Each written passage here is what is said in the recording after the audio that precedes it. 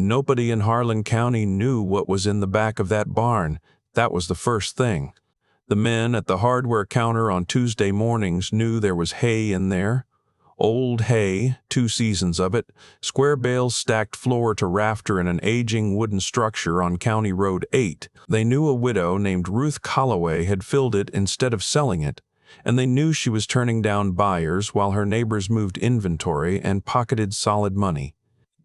Calvin Mears, the largest cow-calf operator in the county, had just cleared $9,000 moving his entire summer cut to a Wichita buyer.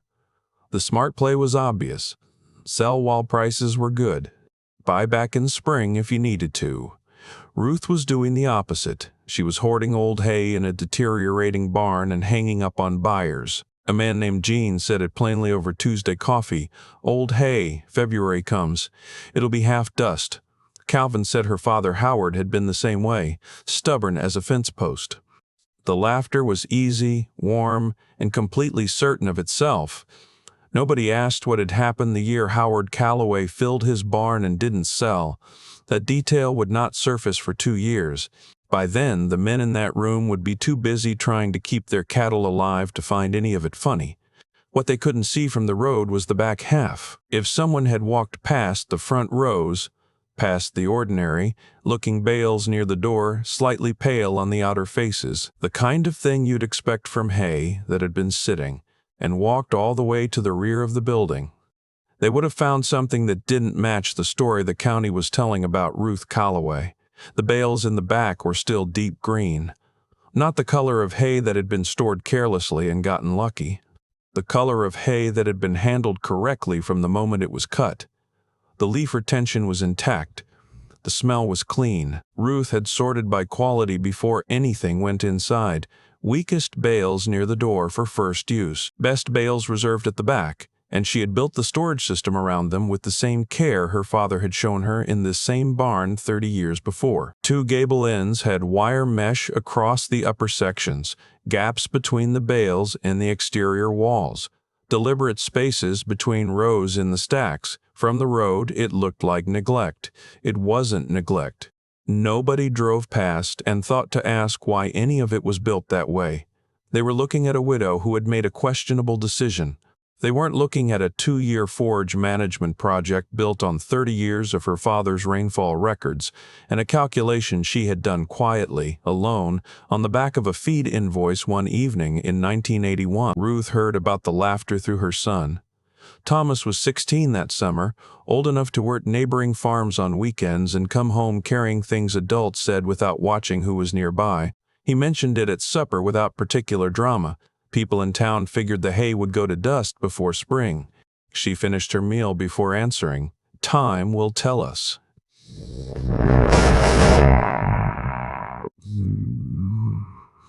Time will. He cleared the table and she went out to the barn, notebook under her arm, and he watched her go with the uneasy feeling of someone trying to decide whether they believed her or the men at the hardware counter.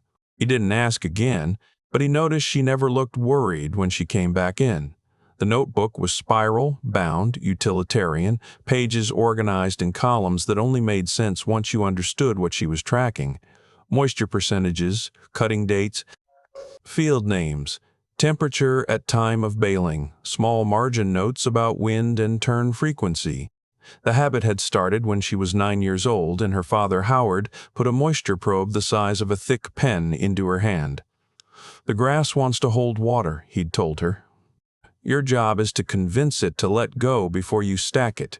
Too wet, it molds from the inside out. Too dry, it crumbles to nothing. You're looking for the window." She had asked what happened if you missed it. He'd pointed at the stacked bales. "Your cattle eat less than you think, and in a hard year, less than you think is the difference between a herd and a memory." She was 9, she remembered. By the time she was running the farm herself, she had turned that lesson into a system, and the system had been running without interruption for 2 full seasons before the drought arrived. In India, Howard Calloway had kept a weather station on the farm since 1951, rain gauge, thermometer, notebook, every day without exception.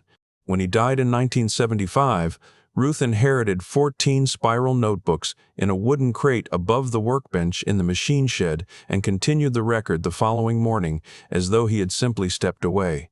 For years, she treated it as an obligation to honor rather than a tool to use. Then, in October of 1981, on a dry evening after the kids were in bed, she sat down with all 15 notebooks and read them through in a way she never had before. Wet years and dry years didn't arrive at random. Across 3 decades of daily numbers from a single location in south-central Kansas, a pattern moved through the data, loose, imprecise, but persistent. 3 to 5 years of near-normal moisture, followed by 1 or 2 years of serious deficit. The last significant drought had run from 1974 to 1976. She did the arithmetic on the back of a feed invoice. Then she sat for a long time in the silence of the kitchen.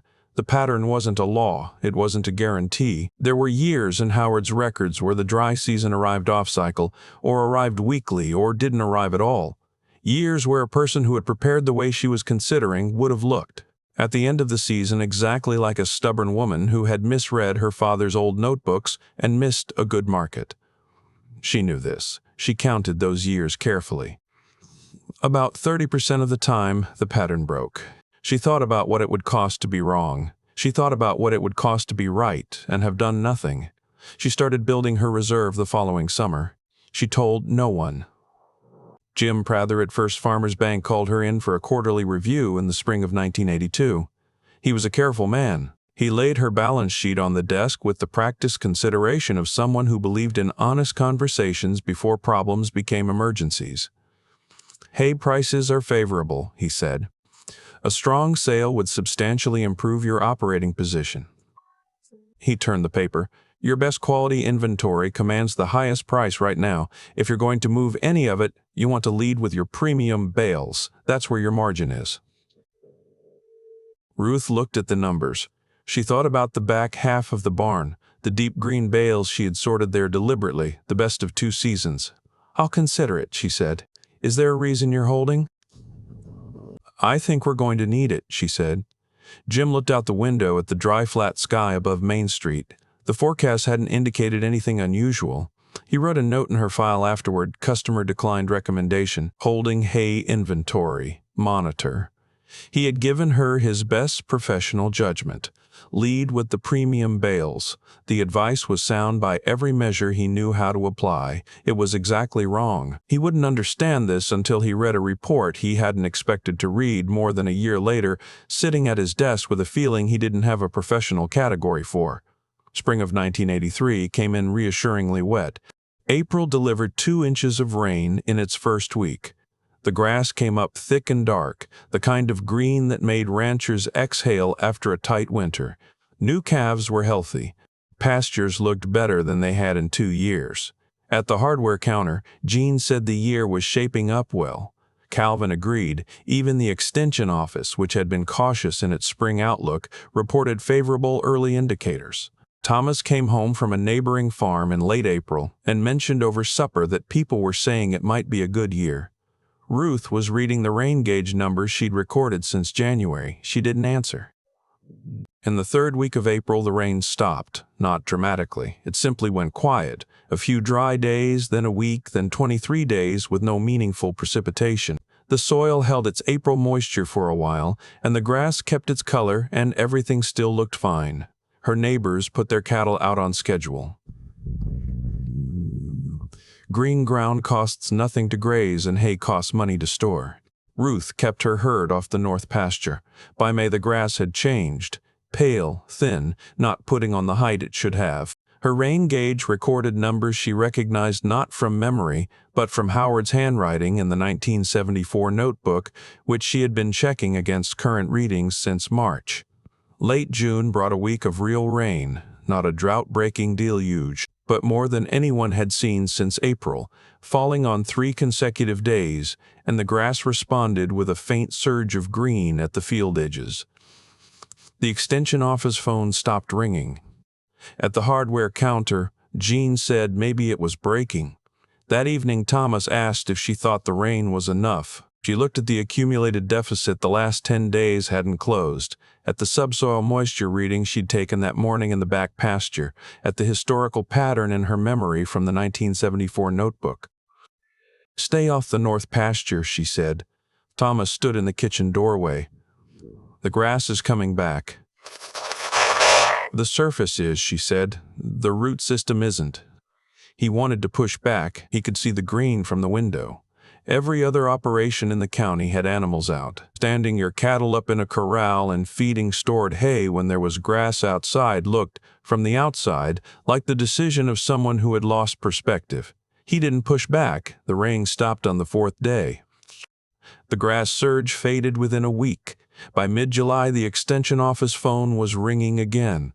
By early August, the county road crews were hauling dead stock off the highway shoulders twice a week. Feed prices from suppliers out of Oklahoma doubled and pushed higher. The pastures that had been grazed hard through the false recovery in June had nothing left to offer. Ruth was at the grain elevator on a Thursday when she saw Dale Prout. He was standing at the counter looking at the posted feed prices. Not quite reading them, just standing there with his weight forward and his hands flat on the surface and his face without expression. 300 acres. Third-generation family operation. The kind of man who had held things together through hard years, because holding things together was simply what his family did. He didn't say anything to Ruth. She didn't say anything to him. She drove home, unloaded her supplies, and went into the machine shed without going inside the house first. She stood with Howard's wooden crate for a while. She didn't open any of the notebooks. She already knew what was in them. Dale's for sale sign went up on his gate the following Friday, but there was something Ruth had not told anyone. In 3 weeks before the first buyer called, she had opened the barn on a cool August morning for a routine check and found something she hadn't expected. A section of bales on the west wall, 14 bales, 2 rows deep, had developed surface discoloration she hadn't seen at last inspection. Not mold, not yet, but the early indicator. The kind of thing that could stay contained or could migrate depending on what the next few weeks looked like. She stood in front of those bales for a long time. She checked the moisture probe readings. She checked the temperature differential between the affected section and the stacks 3 feet away. She traced the air path from the west gable mesh and found what she believed was the problem, a partial blockage in the ventilation channel. Debris from a bird's nest settling into the gap between the mesh and the framing, reducing the crossdraft by enough to create a dead zone. She cleared the blockage that afternoon. She repositioned 2 stacks to restore airflow. Then she pulled the 14 bales and stacked them separately near the door. First use, her own herd, not for sale. She entered the notation in her log, recalculated her available inventory against the likely demand she expected, and accepted that her margin of error had narrowed. She told no one. Thomas found her rechecking the west wall twice in the following week. He asked once what she was looking for. "Making sure I fixed what I found," she said. He didn't ask what she'd found. Bill Acker called the last week of August, polite and careful. She quoted him a fair number, not the inflated price the market would have supported, and heard him stop mid-sentence. "I could get twice this from Patterson in Wichita," she said. "Why aren't you?" Acker asked. "Because you're not in Wichita." He loaded 40 bales and drove away with the look of a man revising a prior assumption. That evening he mentioned the transaction to his wife. His wife mentioned it to her sister. Within a week, the calls were coming from several directions, and Ruth was keeping a ledger, buyer, quantity, date, setting limits per customer against a timeline she still couldn't fully predict. What started moving through the second and third rounds of conversation wasn't just that hay was available. It was the quality, the color in those bales, the leaf retention, the smell when you broke one open. Ranchers who had been buying imported emergency feed from Oklahoma at crisis prices were standing in Ruth's barn breaking open bales and going quiet in the particular way of people encountering something that doesn't match what they'd been told. Bill Acker went back to the hardware counter. He didn't laugh. Margaret Howell had been driving county roads for 3 weeks when she heard the Calloway name from 2 different ranchers in the same week. She was a forage specialist with the Extension Service, and her September had become a long series of depressing barn assessments. thin bales, moisture-damaged mold in the bottom stacks. Hay that had been put up fast and wet by producers who had meant to sell it and then watched the market shift. She had low expectations for another one. She drove out on a Wednesday. Ruth met her at the barn door without ceremony. Margaret worked from front to back, taking readings, making notes. She was efficient and quiet, and had done this enough times to know within a few minutes whether a storage operation was what someone claimed it was. Near the front, she stopped at a row with slight surface discoloration on the outer faces. She turned to Ruth. "This section, surface colors off?" "I know," Ruth said. "Those are first use. Weakest bales in the building, they're within spec, but they had a ventilation issue I found in August. I cleared it and moved them here." Margaret looked at her. "You found a ventilation failure during storage and corrected it. A partial one, west gable, bird's nest debris in the channel. And you documented it?" Ruth handed her the notebook, open to the August entry. Margaret read the notation. She closed the notebook and handed it back. Then she looked toward the rear of the barn. "Can I see the back?" she said. She walked to the back half and stopped. What she found there did not match the front. The color in those bales was something she hadn't expected from 22 months of storage. She took 4 probe readings without speaking, broke open 2 bales, examined the leaf retention with close attention, and stood for a full minute before she said anything. "Who taught you this?" she said. "My father," Ruth said, and some reading. Margaret worked through the intake log, every field, every cutting, moisture readings running between 14 and 18%, with a consistency that most producers didn't apply to anything short of their best livestock. The margin notes were specific in the way that came from long habit. She looked at the ventilation mesh in the gable ends, the stacking gaps, the quality gradient running from door to back wall. "How long have you been planning for this specific shortage?" she said. "I started building supply in 1981, Ruth said. "I didn't know when the drought would arrive, but I thought conditions were right for one." "Based on what?" Ruth walked to the machine shed. She came back with a wooden crate. Inside were 15 spiral notebooks in chronological order, the handwriting shifting partway through from careful masculine printing to smaller feminine cursive. 30 years of daily rainfall records, Ruth said. "From this property." Margaret set the crate on a hay bale and opened the oldest notebook. She turned pages without speaking. She found the 1954 dry year, the 1960 wet cycle, the 1974 to 1976 sequence, and the recovery that followed. She saw the shape that Ruth had seen in 1981 on the back of a feed invoice. She looked up. "You read this in 1981 and told no one." "I told the bank," Ruth said. "They recommended I sell my premium bales first." Margaret looked at the back half of the barn for a moment. "I want to send samples for full analysis," she said. "And I'd like to include these records in the regional report, with your permission." Ruth handed her a folding knife to cut the sample bags open. The forage results came back in October. Margaret drove out to deliver them in person. She set the paper on the kitchen table, crude protein averaging 15.3%, digestibility figures that beat most of the fresh-cut commercial hay being imported into the region at emergency prices. 0 mold contamination across all tested bales, including those stored for 22 months. Ruth read the numbers. "That's what you were carrying," Margaret said. Neither of them spoke for a moment. "I need to ask you something," Margaret said. "Was there ever a point where you thought you might be wrong?" Ruth looked at the paper. "The false recovery in June," she said. 3 days of real rain. Thomas asked if I thought the pattern was breaking, and I sat with the gauge numbers and the 1974 notebook, and I genuinely didn't know. I kept the cattle off the north pasture, and I didn't sleep well that week." She paused. "And then, when I found the ventilation problem in August, the 14 bales on the west wall, I stood in that barn for a while, wondering if what I thought I'd built was what I'd actually built." Margaret was quiet. "My father was wrong sometimes, too," Ruth said. "His notebooks document the years where the pattern broke. I knew that going in, you prepare for what's possible, and you carry the uncertainty alongside everything else. You don't get to put it down."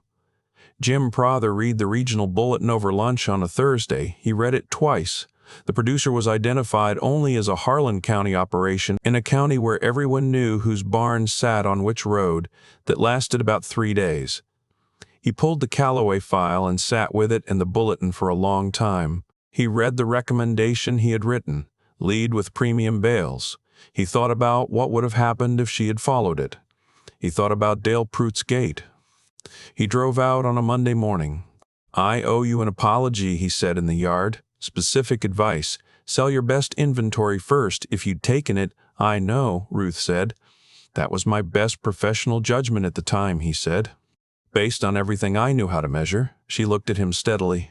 "You were doing your job without information I already had. That's a different thing from doing your job wrong." He showed her the updated numbers. Operating account healthier than it had been in 4 years. Equipment loan nearly settled. She already knew them. "What I want to understand," he said, "is how we evaluate decisions like yours going forward. By every standard measure we apply, what you did looked like risk." "Stop measuring short-term and calling it conservative," she said.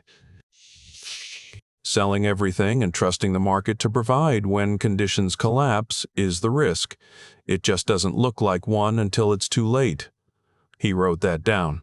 At his truck, he stopped and turned back. "The year Howard did this," he said. "Filled his barn, didn't sell. What happened?" Ruth looked at him. 1956, she said. "Worst dry year between the Dust Bowl and that point. He kept half his herd when everyone around him sold down to nothing. He was the only operation in this county that came out of that year bigger than he went in." Jim stood with that. "Third notebook from the left," she said. "It's all there. Calvin Mears came in November. Gray afternoon, sky and ground, the same color. Cold settled in for serious business." He drove up slowly and stood in the yard holding his hat. $9,000 in June, he said. "Feed prices out of Oklahoma right now would take twice that, just to get my herd through January." He looked at the barn. "I'm going to have to sell a third of my cows. Animals my family has been developing for 2 generations." She waited. "You've got anything left?" he asked. She had enough to protect his core breeding animals through the critical months. She told him the price, the same as everyone else. He nodded slowly. He looked at the empty stacks visible through the open barn door, then back at her. "I've been sitting on something since August," he said. "You knew. You knew in 1981, and your father knew it in 1956, and neither of you said a word. I want to understand that." Ruth looked at him directly. "Howard went to 2 men in 1955, she said. Told them what the numbers showed. Told them he was building his reserve and they should consider doing the same." She paused. "One of them reported to the county agent that Howard was spreading drought rumors affecting land prices. The other one told everyone at the elevator that Howard had always been stubborn and now he was seeing things in old notebooks." She held his gaze. "The pattern holds about 70% of the time. The other 30% I'd have been Howard. Except I don't carry a man's reputation, I carry a widow's." Calvin stood with this for a long time. The wind moved through the dry grass at the fence line. "Would you have listened?" she said. He turned it over honestly. All of it, the $9,000, the Tuesday mornings, the easy laughter over coffee, Jean's voice saying old hay like the words closed the subject. "No," he said, "I wouldn't have." "No," she said, "probably not." She helped him load the trailer herself, Thomas and Elaine working alongside her with the quiet efficiency of farm kids who had grown up treating the barn as their particular responsibility. Calvin watched Thomas move bales for a while.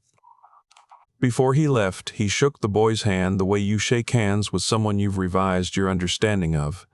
Thomas was 17. He accepted it without making anything of it. After the truck disappeared into the November dust, Thomas stood beside his mother at the barn door.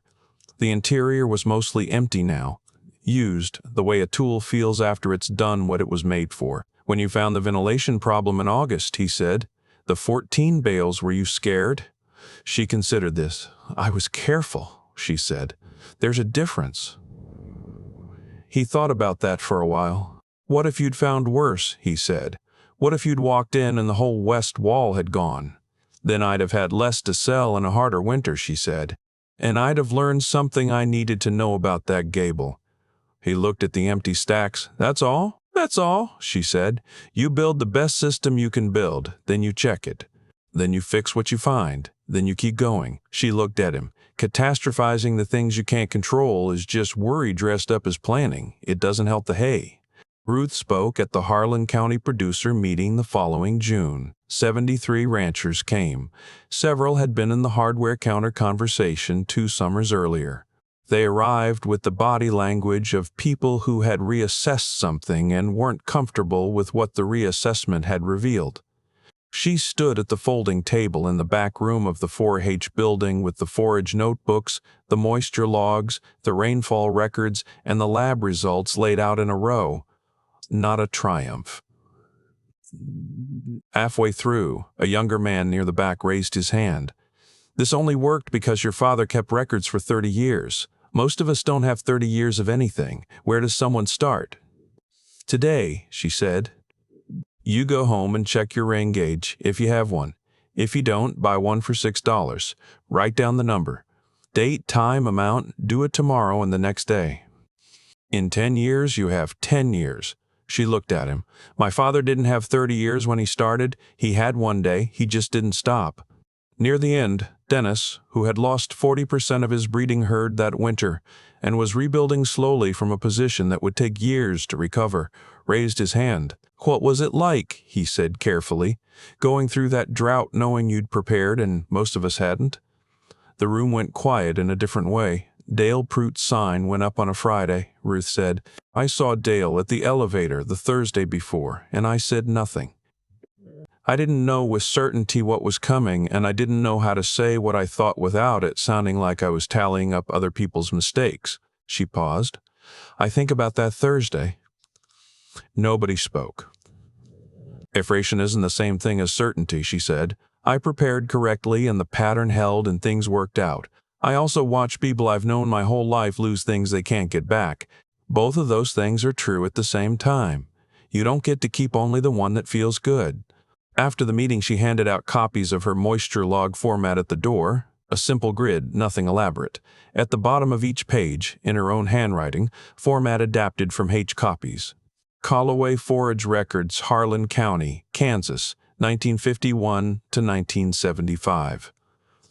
Dennis held his copy for a moment, looking at the name. He would have been pleased, he said. He would have asked if you wrote down this morning's reading, she said. The old barn stood through the following winter and into the spring of 1984, mostly empty its silver-gray siding, taking the weather the way it always had, the wire mesh in the gable ends letting the wind pass through exactly as Howard had intended 4 decades before. Ruth began filling it again in June. She cut her first field at the stage her father had called the window. She checked moisture with his probe. She stacked with the gaps and the gradient and the care that the road could not see. She opened the new notebook to the first page and wrote the date at the top of the first column. Thomas came in from the weather station and read her the number from the rain gauge. She wrote it down. He went back to the field, and she sat for a moment at the table with the new notebook open in front of her. At the bottom of the page, below the column headers, were 2 lines she had found when she'd opened the book that morning, written the evening before, while she was still asleep. The first line was hers, carried from every notebook before it, format adapted from H. Calloway Forage Records, Harlan County, Kansas, 1951 to 1975. Below it, in Thomas's hand, careful, slightly uneven, still finding its way. Continued, T. Calloway, Harlan County, Kansas, 1984. He hadn't mentioned it. He had simply written it and closed the book and gone to bed. She sat with that for a while. Outside, the summer light fell long and yellow across the grass, and the native pasture was green and standing. And somewhere out at the weather station, a 16-year-old boy was looking at a rain gauge the way his grandfather had taught his mother to look at it, not just for today's number, but for what today's number meant alongside all the numbers that had come before. Ruth closed the notebook and picked up the probe and walked out to the barn. The window was exactly right. She had work to do.